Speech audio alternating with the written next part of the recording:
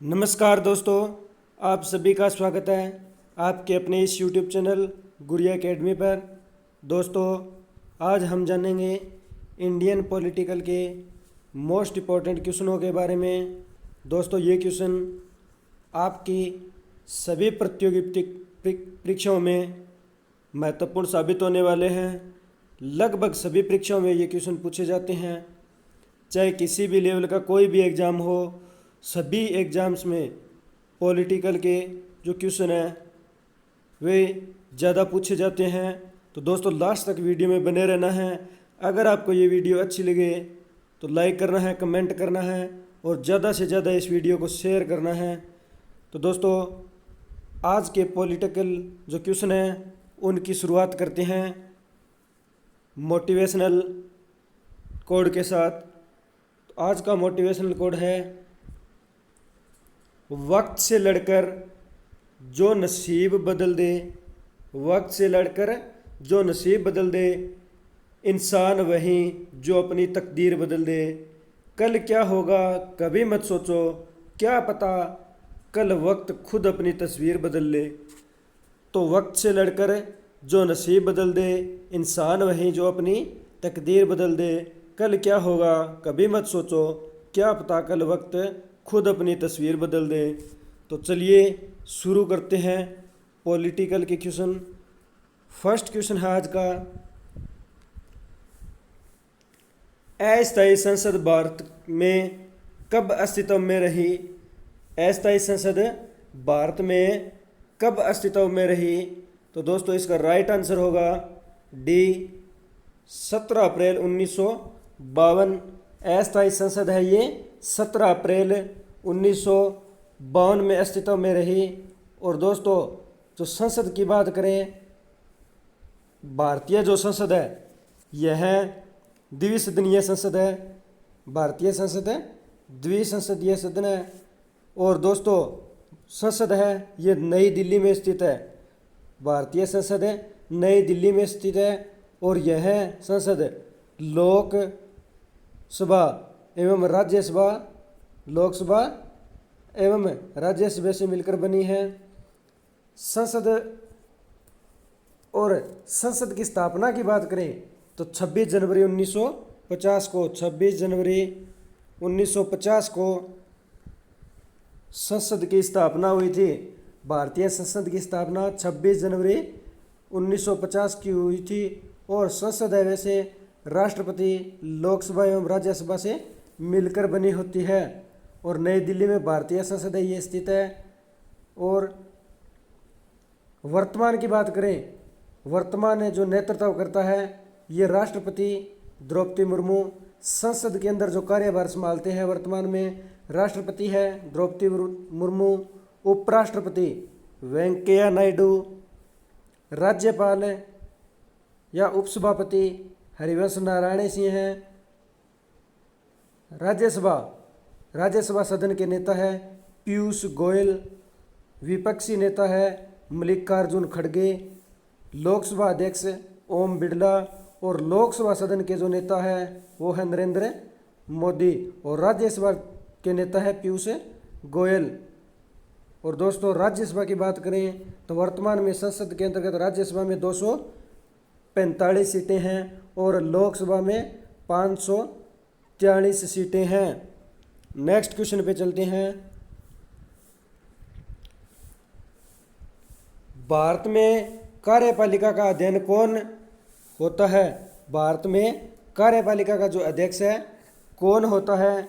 तो दोस्तों, इसका राइट आंसर होगा बी, राष्ट्रपति। यानी भारत में कार्यपालिका का जो अध्यक्ष है ये राष्ट्रपति होता है।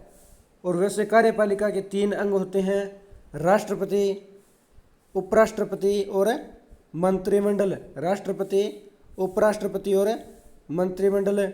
और जो राष्ट्रपति है ये कार्यपालिका का अध्यक्ष होता है। और मंत्रिमंडल है, मंत्रिमंडल की बात करें तो मंत्रिमंडल का जो प्रमुख है ये प्रधानमंत्री होता है।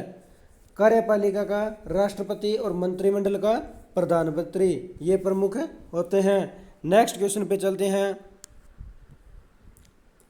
भारतीय संविधान के अनुसार देश का प्रथम नागरिक कौन होता है? भारतीय संविधान के अनुसार देश का प्रथम नागरिक कौन होता है? तो इसका राइट आंसर होगा बी, राष्ट्रपति जो है, राष्ट्रपति ये भारतीय संविधान के अनुसार देश के प्रथम नागरिक होते हैं, क्योंकि जो राष्ट्रपति है यह हमारे देश का प्रतिनिधित्व करते हैं, हमारे देश का प्रतिनिधित्व करते हैं एवं जो कार्यकारी शक्तियाँ हैं, कार्यकारी शक्तियों का प्रयोग पीएम द्वारा किया जाता है।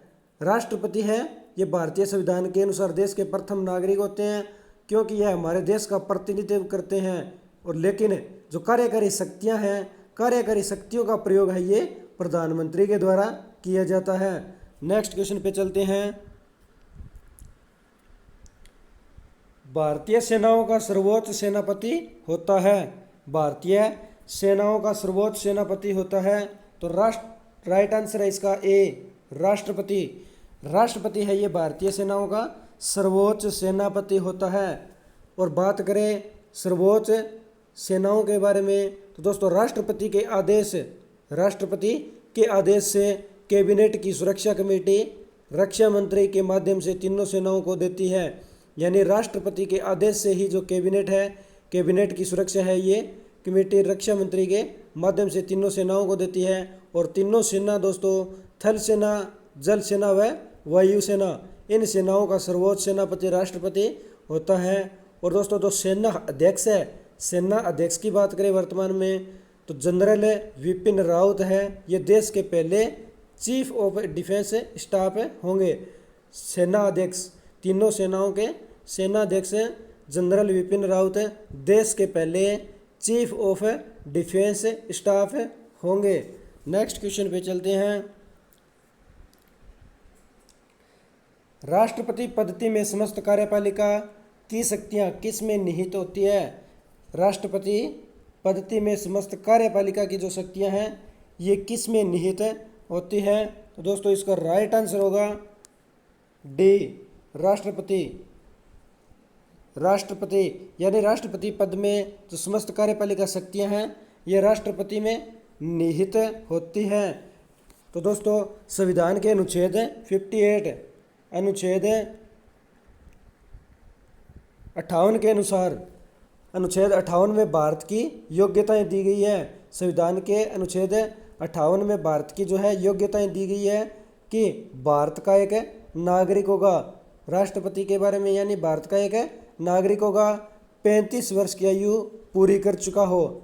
राष्ट्रपति के लिए 35 वर्ष की आयु पूरी कर चुका हो। लोकसभा का जो सदस्य है निर्वाचित किए जाने का योग्य हो एवं चुनाव के समय किसी लाभ पद पर न हो।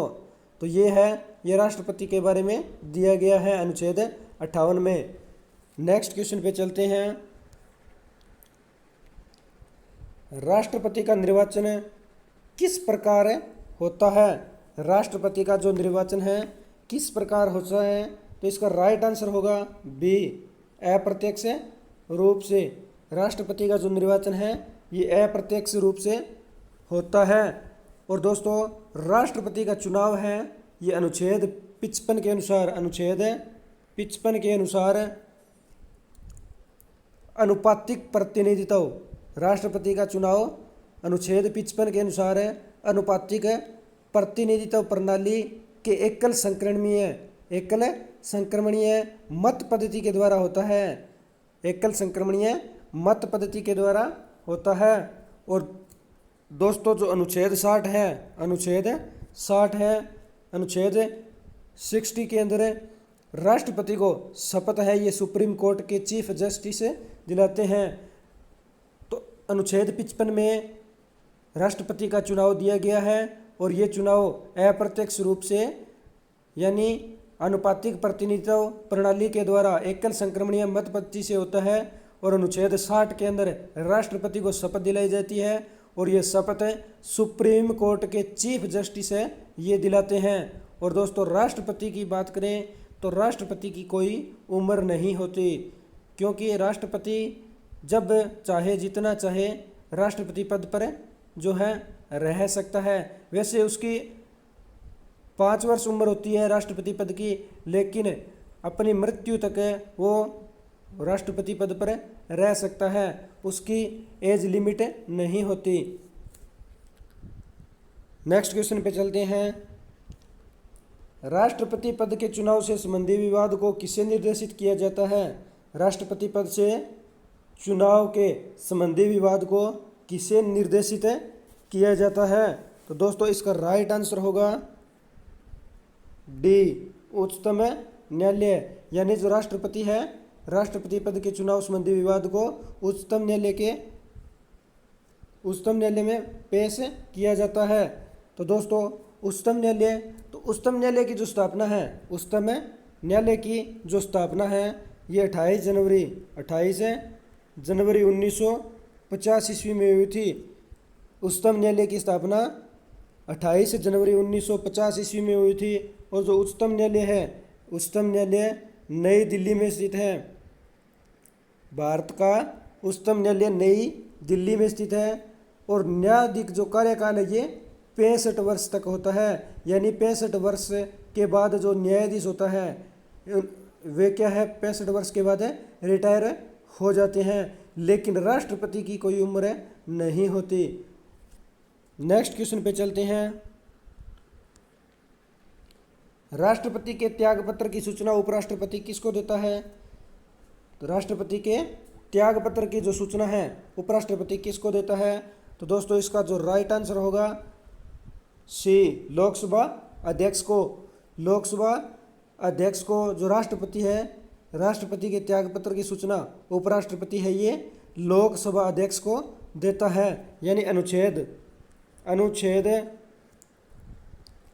56(1)(a) के अनुसार, अनुच्छेद 56 फर्स्ट ए के अनुसार राष्ट्रपति है उपराष्ट्रपति को अपना इस्तीफा संबोधित करता है। यानी अनुच्छेद 56 फर्स्ट ए में दिया गया है कि राष्ट्रपति अपना जो इस्तीफा है ये उपराष्ट्रपति को संबोधित करता है।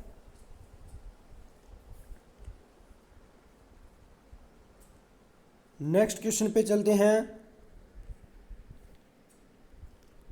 वित्त बिल के लिए किसकी पूर्व स्वीकृति आवश्यक है? वित्त बिल के लिए किसकी पूर्व जो स्वीकृति है ये आवश्यक है? तो दोस्तों इसका राइट आंसर होगा सी, राष्ट्रपति। यानी वित्त जो बिल है, वित्त बिल के लिए राष्ट्रपति की पूर्व स्वीकृति है ये आवश्यक है। नेक्स्ट क्वेश्चन पे चलते हैं। निम्न में से किससे राष्ट्रपति नियुक्त नहीं करता? तो इनमें से कौन सा है जिसे राष्ट्रपति है जो नियुक्त नहीं करता? तो दोस्तों इसका राइट आंसर होगा ए, योजना आयोग। तो योजना आयोग को जो राष्ट्रपति है ये नियुक्त नहीं करता। और दोस्तों योजना आयोग के संबंध में कोई प्रावधान नहीं दिया गया है। यानी जो योजना आयोग है इन्हें नियुक्ति करने का कोई भी प्रावधान नहीं दिया गया है। और योजना आयोग की बात करें तो योजना आयोग की जो स्थापना है 15 मार्च 1950 ईस्वी को, योजना आयोग की स्थापना 15 मार्च 1950 ईस्वी को केंद्रीय मंत्रिमंडल द्वारा पारित प्रस्ताव में योजना आयोग की स्थापना की गई थी। केंद्रीय मंत्रिमंडल द्वारा प्रस्तावित जो पारित किया गया था, प्रस्ताव पारित किया गया था, इसमें 15 मार्च 1950 को योजना आयोग की स्थापना की गई थी। नेक्स्ट क्वेश्चन पे चलते हैं।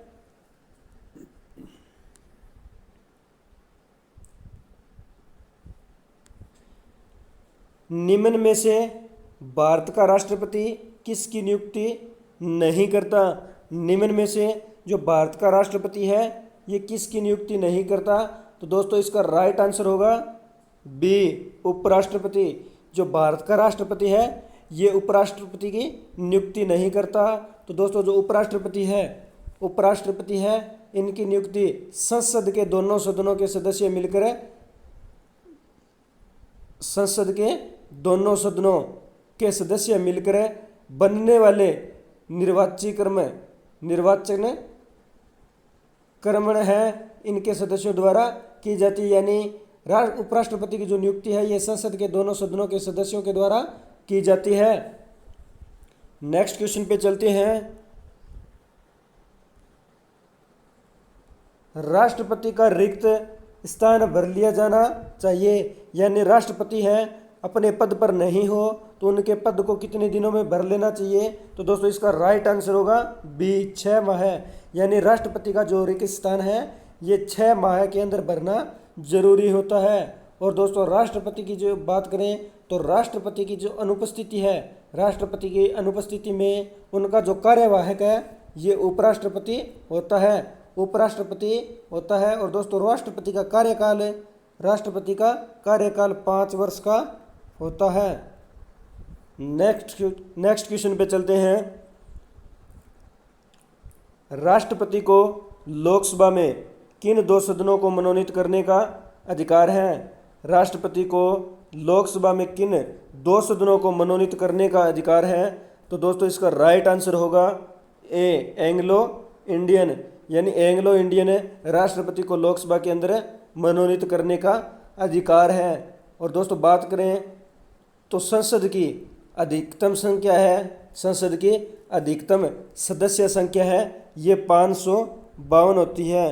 552 अधिकतम सदस्य संख्या होती है, जिनमें से 530 जो सदस्य हैं, 530 जो सदस्य हैं ये राज्यों का प्रतिनिधित्व करते हैं। 20 सदस्य हैं ये संघ शासित प्रदेशों का प्रतिनिधित्व करते हैं। और जो 2 सदस्य हैं, 2 सदस्यों को राष्ट्रपति के द्वारा एंग्लो इंडियन समुदाय से नामित किया जाता है।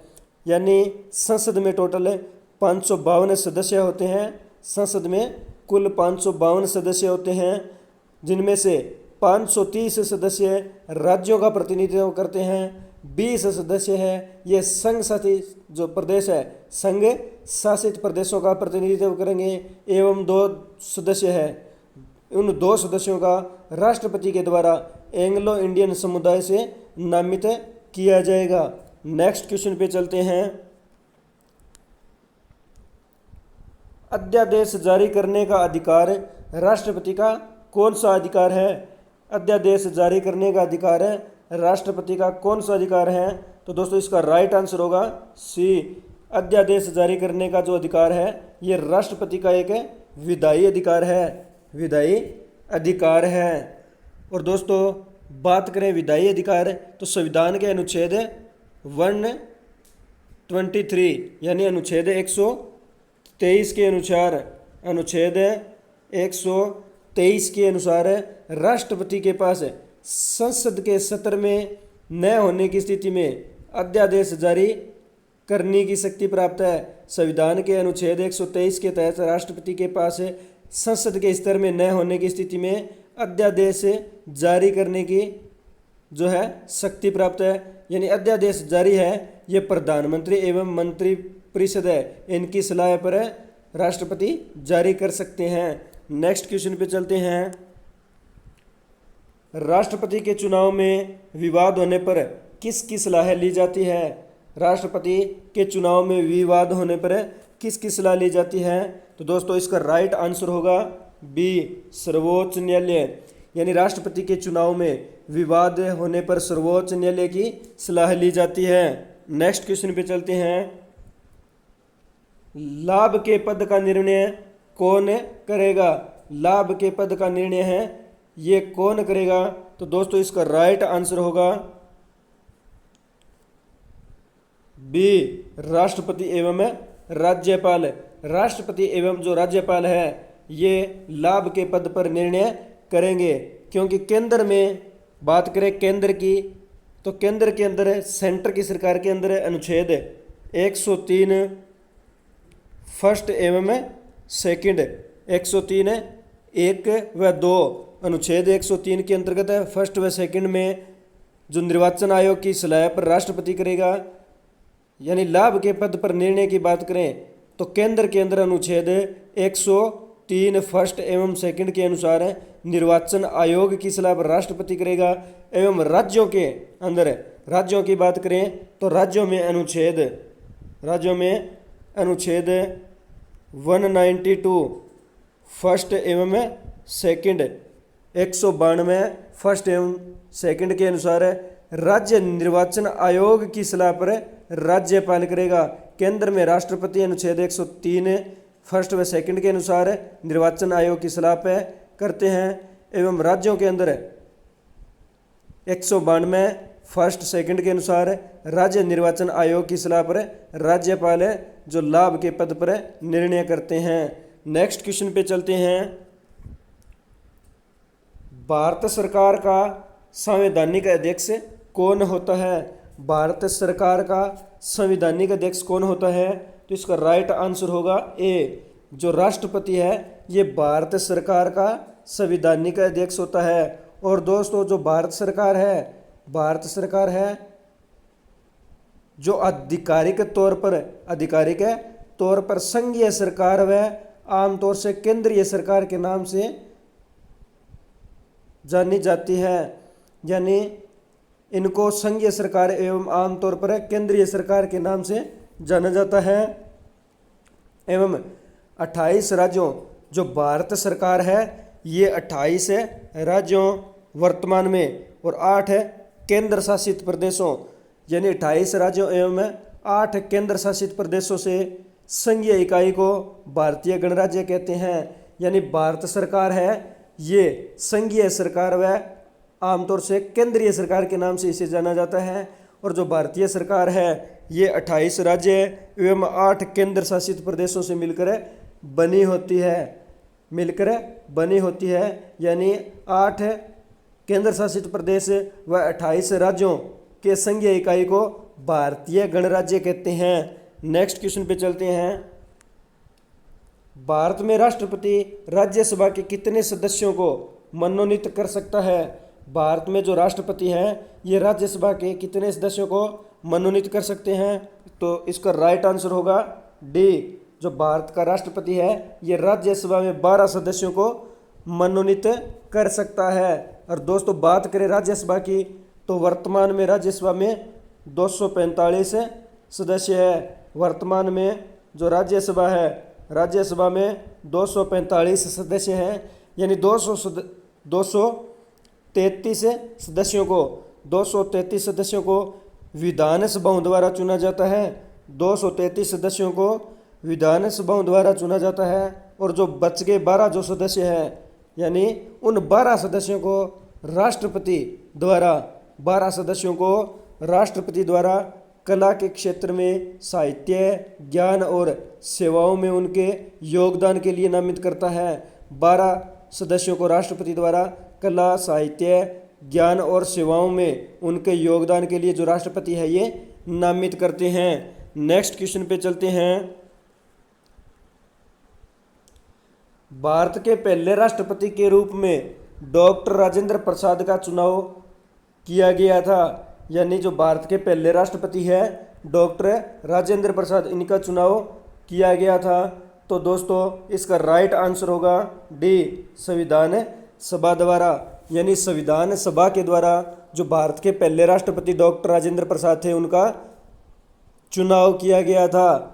और दोस्तों बात करें डॉक्टर राजेंद्र प्रसाद की तो डॉक्टर राजेंद्र प्रसाद है ये भारत के राष्ट्रपति है। ये 26 जनवरी 1950 ईस्वी को बने थे। 26 जनवरी 1950 ईस्वी को भारत के राष्ट्रपति चुने गए और ये राष्ट्रपति पद पर 14 मई 1962 ईस्वी को 14 मई 1962 ईस्वी है 1962 ईस्वी तक रहे थे। और दोस्तों लगातार 2 बार राष्ट्रपति पद पर रहने वाले व्यक्ति डॉक्टर राजेंद्र प्रसाद है। अगर पूछ लिया ले जाए कि ऐसा कौन सा भारत का राष्ट्रपति है जो लगातार 2 बार सत्ता में रहा था, यानी राष्ट्रपति पद के पर रहा था, तो डॉक्टर राजेंद्र प्रसाद है। और दोस्तों भारतीय राष्ट्रीय कांग्रेस के रूप में जो डॉक्टर राजेंद्र प्रसाद ने अपनी अहम भूमिका भी निभाई थी। नेक्स्ट क्वेश्चन पे चलते हैं। भारतीय गणतंत्र का वह कौन सा राष्ट्रपति था जो सदा भारतीय धर्म निरपेक्षता को सर्वधर्म स्वभाव कहता रहा? भारतीय गणतंत्र का वह कौन सा राष्ट्रपति था जो सदा भारतीय धर्म निरपेक्षता को सर्वधर्म समभाव कहता रहा? तो दोस्तों इसका राइट आंसर होगा बी, डॉक्टर एस राधाकृष्णन, यानी डॉक्टर सर्वपल्ली राधाकृष्णन, यानी जो डॉक्टर सर्वपल्ली राधाकृष्णन हैं ये भारतीय गणतंत्र को भारतीय धर्मनिरपेक्षता और सर्वधर्म स्वभाव कहते रहते थे। और दोस्तों जो डॉक्टर एस राधाकृष्णन हैं ये भारत के प्रथम उपराष्ट्रपति रहे थे। भारत के प्रथम उपराष्ट्रपति, यानी एक बार राष्ट्रपति और एक दूसरी बार राष्ट्रपति रहे थे। एक बार उपराष्ट्रपति व दूसरी बार राष्ट्रपति रहे थे। और इनका जो कार्यकाल है ये 1952 से 1962 तक 1952 से 1962 तक रहा था, यानी 1952 से 1962 तक उपराष्ट्रपति के पद पर रहे थे। और बात करें तो दोस्तों सन 1954 यानी सन 1954 में भारत सरकार ने डॉक्टर सर्वपल्ली राधाकृष्णन को, जो भारत का सर्वोच्च सम्मान है भारत रत्न, तो भारत रत्न से सम्मानित किया था। अगर पूछ लिया जाए कि डॉक्टर एस राधाकृष्णन को जो भारत का सर्वोच्च सम्मान है ये कब दिया गया, तो 1954 में दिया गया था और सर्वोच्च सम्मान है ये भारत रत्न है। और दोस्तों डॉक्टर सर्वपल्ली का जन्म 5 सितंबर 1888 ईस्वी को हुआ था। 5 सितंबर 1888 ईस्वी को हुआ था। और दोस्तों भारत के अंदर 5 सितंबर को डॉक्टर सर्वपल्ली के जन्म के रूप में शिक्षक दिवस मनाया जाता है। डॉक्टर सर्वपल्ली का जो जन्म था 5 सितंबर को, तो उनकी याद में 5 सितंबर को शिक्षक दिवस बनाया जाता है। तो ध्यान रखना 5 सितंबर को शिक्षक दिवस बनाया जाता है। नेक्स्ट क्वेश्चन पे चलते हैं।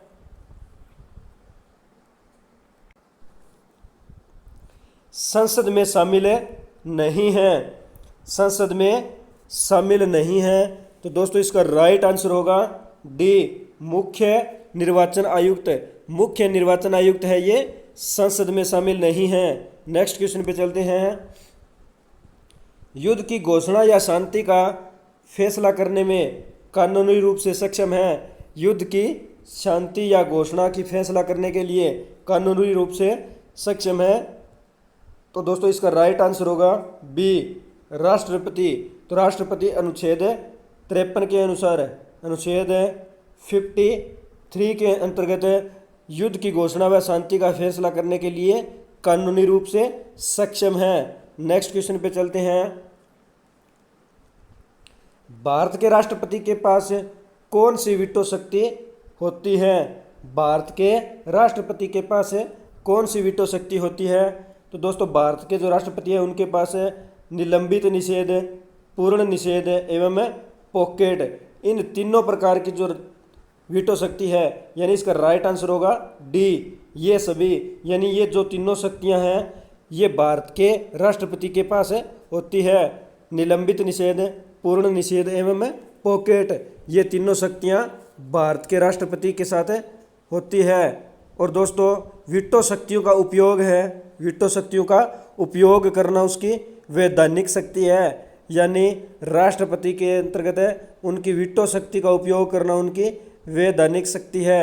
और दोस्तों बात करें वीटो पावर की कि वीटो पावर भारत में सर्वप्रथम कब प्रयोग किया गया, पूछ ले कि भारत के अंदर सर्वप्रथम जो वीटो पावर है ये कब प्रयोग में किया गया, तो सर बात है 1982 से 1987, यानी 1982 से 1987 के अंदर भारत के राष्ट्रपति थे ज्ञानी जेल सिंह हैं। ज्ञानी जेल सिंह ने भारतीय डाकघर संशोधन विधेयक को, भारतीय डाकघर संशोधन विधेयक को कानूनी बनाने से रोकने के लिए पॉकेट वीटो का प्रयोग किया था। यानी जो पॉकेट वीटो है, पॉकेट वीटो का प्रयोग 1982-83 की बात है। डॉक्टर जो राष्ट्रपति थे ज्ञानी जेल सिंह हैं, ज्ञानी जेल सिंह ने भारतीय डाकघर संशोधन विधेयक को कानूनी बनाने से रोकने के लिए पॉकेट वीटो का प्रयोग किया था। नेक्स्ट क्वेश्चन पे चलते हैं। निम्नलिखित में से कौन भारत के राष्ट्रपति के चुनाव में भाग नहीं लेता? कौन है जो भारत के राष्ट्रपति के चुनाव में भाग नहीं लेता? तो दोस्तों इसका राइट आंसर होगा विधान परिषद। विधान परिषद है ये भारत के राष्ट्रपति चुनाव में भाग नहीं लेते। और दोस्तों भारत के जो राष्ट्रपति चुनाव है इसके अंतर्गत लोकसभा, राज्यसभा एवं विधान सभा के लोकसभा, राज्यसभा एवं विधान सभाओं के जो निर्वाचित सदस्य हैं ये भाग लेते हैं। नेक्स्ट क्वेश्चन पे चलते हैं। एक ही व्यक्ति को कितनी बार भारत का राष्ट्रपति बनाया जा सकता है? एक व्यक्ति को कितनी बार भारत का राष्ट्रपति बनाया जा सकता है? तो दोस्तों इसका राइट आंसर होगा ए, कई बार, क्योंकि भारत के राष्ट्रपति की कोई अंतिम उम्र नहीं होती, जब तक चाहे जो है राष्ट्रपति बन सकता है। और वैसे एक सत्ता की बात करें तो एक सत्ता में 5 वर्ष के लिए ये राष्ट्रपति बन सकता है। और बात करें कितनी बार बन सकता है तो कितनी भी बार बन सकता है, क्योंकि राष्ट्रपति की कोई उम्र नहीं होती। नेक्स्ट क्वेश्चन पे चलते हैं। लोकसभा का नेता कौन होता है? लोकसभा का नेता कौन होता है? तो इसका राइट आंसर होगा ए, प्रधानमंत्री है ये लोकसभा के नेता होते हैं। प्रधानमंत्री लोकसभा के नेता होते हैं। अगर प्रधानमंत्री लोकसभा के सदस्य न हो तो सदन के नेता का चुनाव कर सकते हैं। अगर प्रधानमंत्री है ये लोकसभा के सदस्य न हो तो जो सदन के नेता है उनका लोकसभा नेता के रूप में चुनाव कर सकते हैं। नेक्स्ट क्वेश्चन पे चलते हैं। अविश्वास प्रस्ताव किन सदनों में लाया जाता है? जो अविश्वास प्रस्ताव है ये किस सदन में लाया जाता है? तो दोस्तों इसका राइट आंसर होगा बी, लोकसभा सदन, यानी भारत के अंदर है, यानी अविश्वास जो प्रस्ताव है ये लोकसभा सदन में लाया जाता है, लोकसभा सदन में लाया जाता है। और दोस्तों यह प्रस्ताव है, अविश्वास प्रस्ताव है, यह प्रस्ताव है पारंपरिक रूप से विपक्षी संसद में सरकार को हटाने या कमज़ोर करने की उम्मीद से रखा जाता है। दोस्तों जो अविश्वास प्रस्ताव है ये लोकसभा में रखा जाता है, क्योंकि यह विपक्ष द्वारा संसद में सरकार को हटाने या कमज़ोर करने की उम्मीद से रखा जाता है। और दोस्तों बात करें लोकसभा की,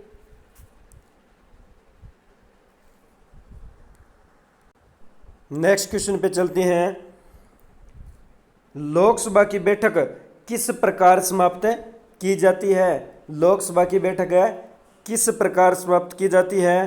तो दोस्तों इसका राइट आंसर होगा डी, इनमें से सभी द्वारा, यानी स्थगन द्वारा की जाती है, विघटन द्वारा की जाती है एवं सत्रावसान द्वारा की जाती है। जो लोकसभा की बैठक है ये इन तीनों प्रकार से समाप्त की जाती है, यानी राष्ट्रपति के पास संसद के किसी सदन को बुलाने व सत्रावसान करने एवं लोकसभा को भंग करने की शक्ति होती है। और जो राष्ट्रपति है ये स्थगन द्वारा, विघटन द्वारा व सत्रावसान के द्वारा लोकसभा की बैठक को समाप्त कर सकता है। तो इसका राइट आंसर है डी।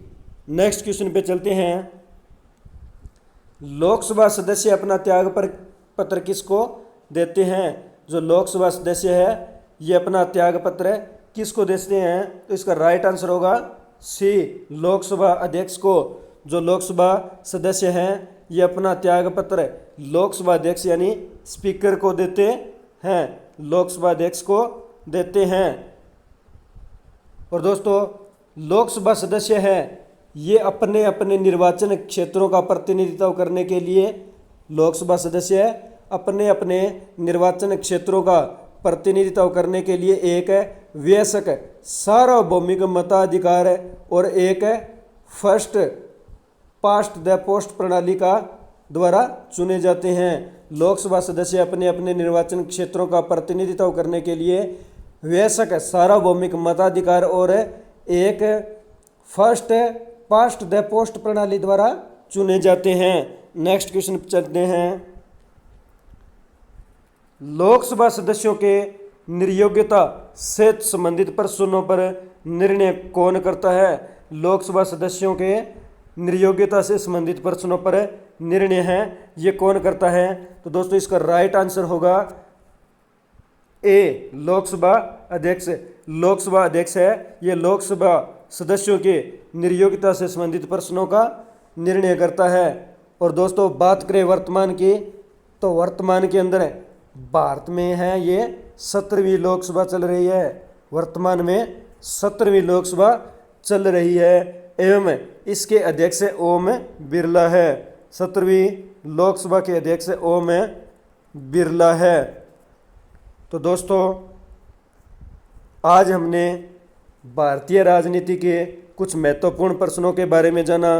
दोस्तों अगर आपको ये वीडियो अच्छी लगी तो लाइक करना, कमेंट करना, ज़्यादा से ज़्यादा इस वीडियो को शेयर करना और अपने इस चैनल गुरिया एकेडमी को सब्सक्राइब करना, बेल आइकन को प्रेस करना ताकि नोटिफिकेशन आपको समय समय पर मिलता रहे। मिलते हैं नेक्स्ट वीडियो में। धन्यवाद दोस्तों। जय हिंद, जय भारत।